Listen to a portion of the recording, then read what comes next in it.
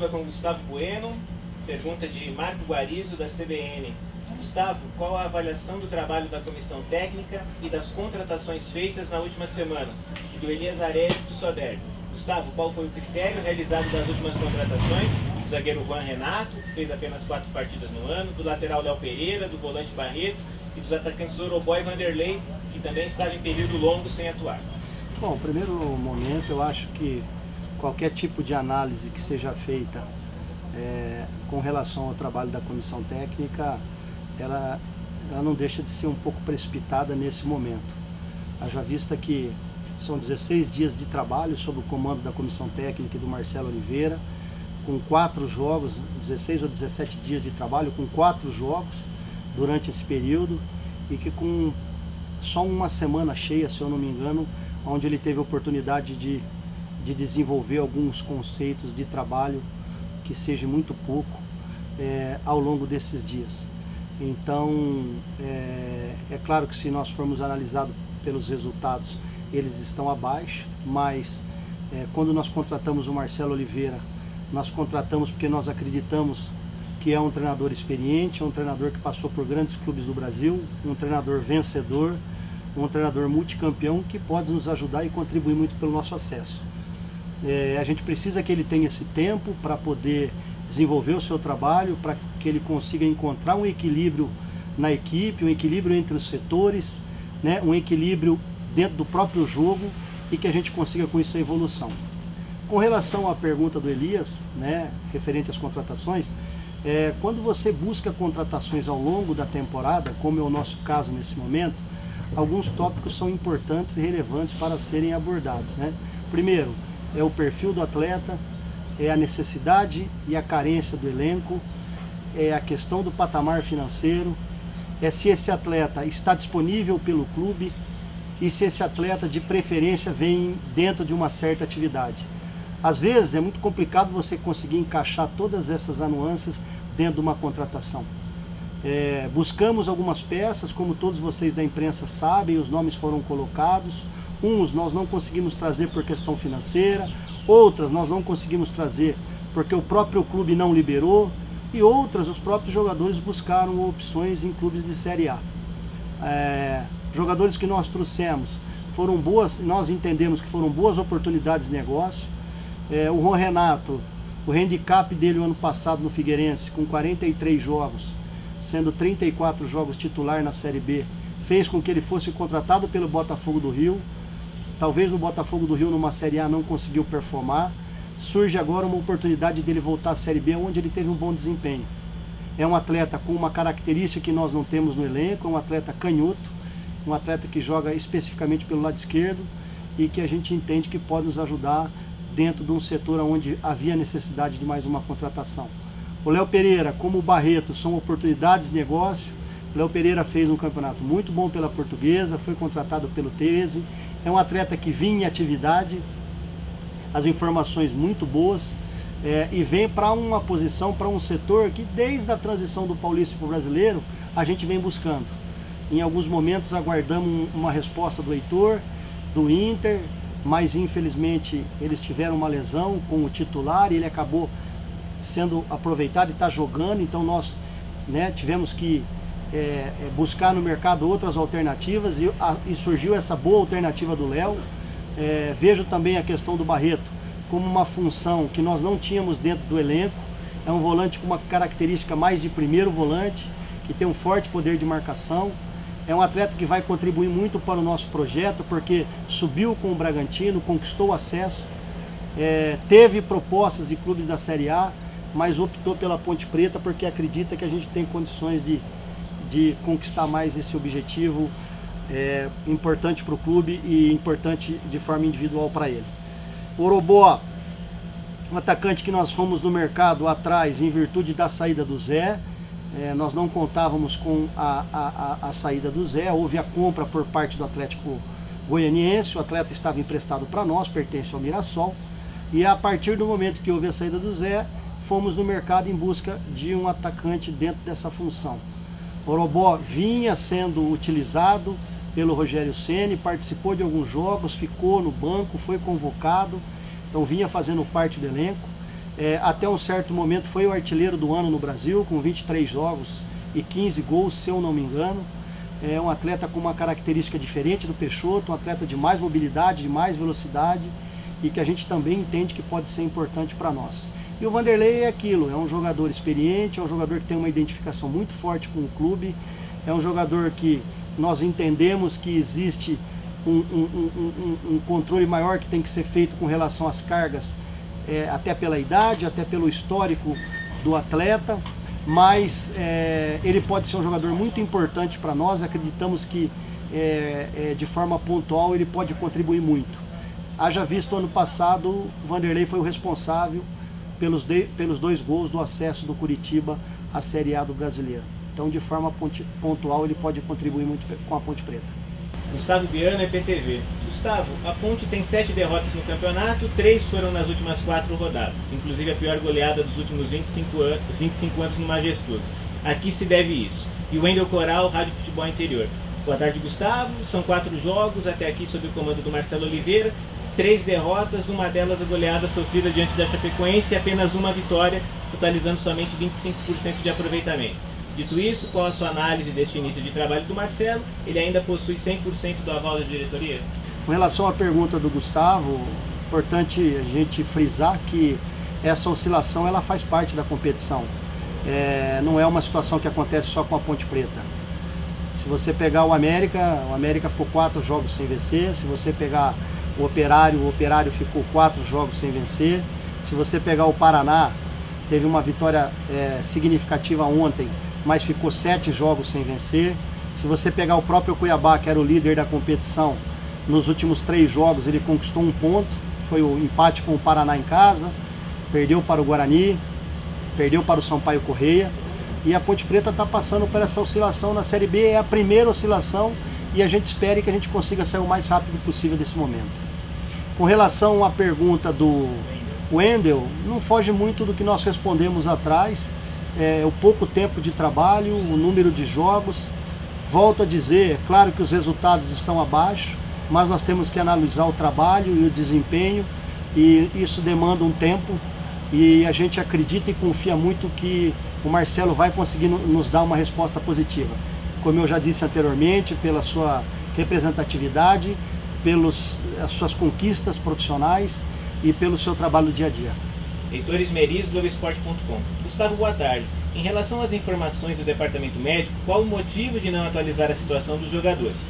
Não acredita que possa ser uma postura que joga contra o ativo do próprio clube, uma vez que o atleta pode ficar algumas semanas em tratamento sem a torcida, nem ao menos saber o problema que ele teve, dando brecha para especulações?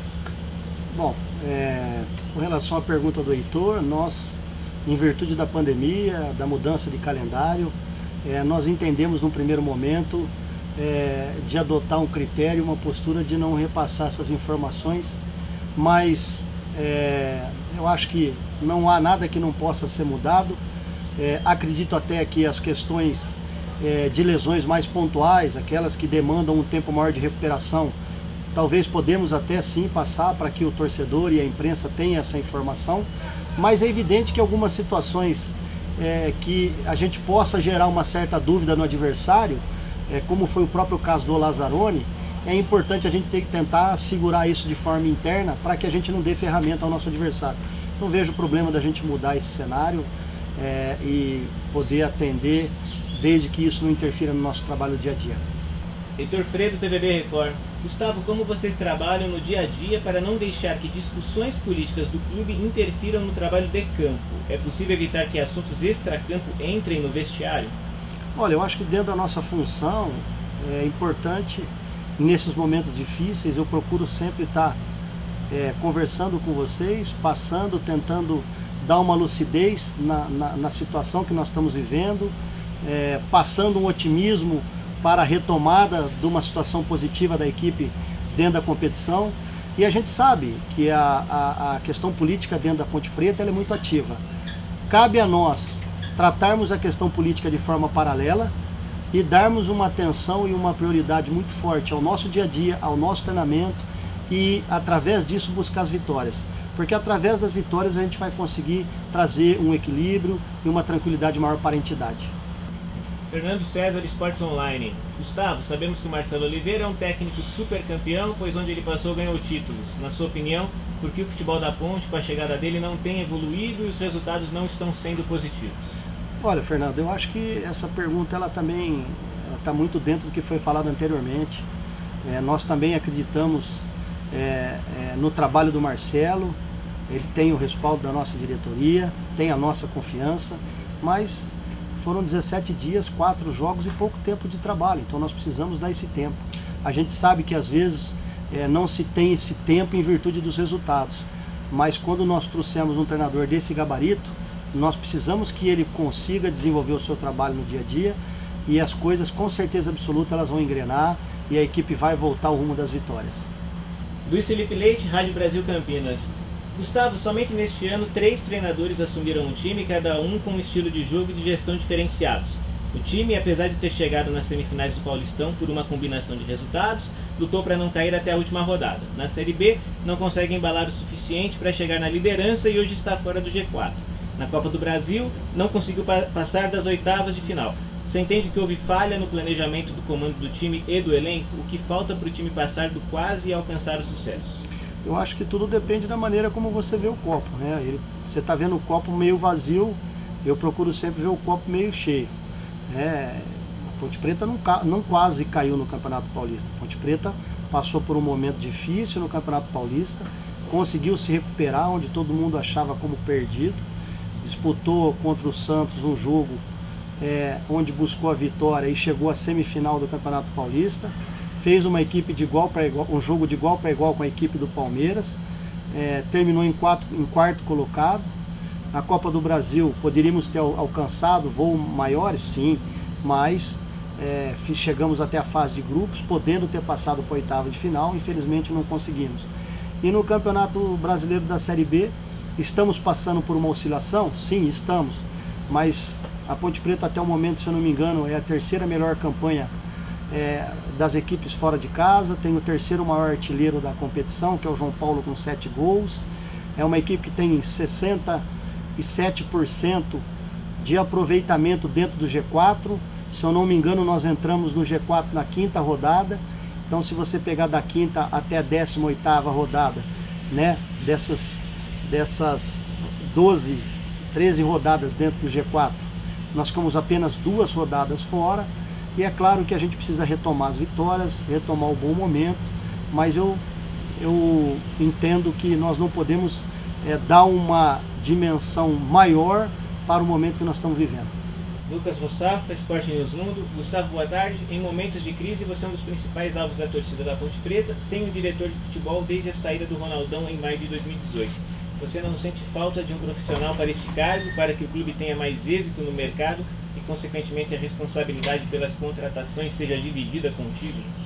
Olha, eu já tive a oportunidade de trabalhar na Ponte Preta, em momentos onde existia um diretor de futebol. Já tive a oportunidade de trabalhar na Ponte Preta em momentos onde não tinha um diretor de futebol. Eu acho que isso é uma decisão da diretoria executiva do clube. Na minha função, eu tenho que assumir a minha responsabilidade. Nos momentos difíceis, eu tenho que estar aqui tentando passar para a torcida de forma clara e transparente o que vem acontecendo, procurando sempre dar meu máximo. Às vezes, a gente sabe que por se expor demais, a cobrança ela passa a ser um pouco mais forte, mas é minha responsabilidade, é minha função e eu não posso fugir disso. Grupo Rádio Bandeirantes. Luizão, Camilo, Hernandes, Neto Moura, Oyama, Rayan e Luan Dias se destacaram no Paulistão e contratados pela Ponte para a Série B. Todos tiveram altos e baixos e ainda não conseguiram agradar, na opinião do Lupe. Dá para considerar uma grande decepção o desempenho deles? Ou existe algum problema interno, salários ou direito de imagem atrasados para explicar esse baixo rendimento?